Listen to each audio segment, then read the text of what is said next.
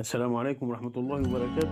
الأسماء من المعاني الجميلة التي يجب على كل زوجين أن يحرصوا على تسمية أطفالهم بها، وأن يختاروا اسما مناسبا له حتى يفتخر به في يوم من الأيام. وحرصا منا على ذلك سوف نتناول في سلسلة معاني الأسماء كل يوم اسم جميلا وجديدا، ونحاول توضيحه وتفسيره. واليوم معنا بإذن الله اسم أميرة، وهو اسم عربي مؤنث ومذكر.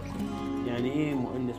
أمير، ومذكر لو شلنا الهاء يبقى أمير، فهو اسم مؤنث ومذكر يمشي الاثنين مع بعض بإضافة الهاء أو نشيل الهاء.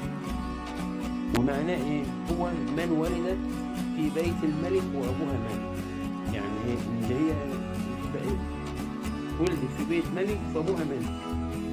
ومعناها أيضا الإمارة وصاحبة القصر الشريف، يعني وهو من الأسماء التي من الأسماء التي تعبر عن الفخر والعزة والعلو. يعني وهو من الأسماء برضو يعني إيه الشائعة قوي في عالمنا الوطني، وخصوصا في شمال أفريقيا اللي هو تونس والمغرب والجزائر، يسموا أميرة ده اسم كتير. يعني هو اسم برضو حلو، مش ما عادش مشهور زي الأول، بس في ناس ما زالت بتسميه بس مش بكسر.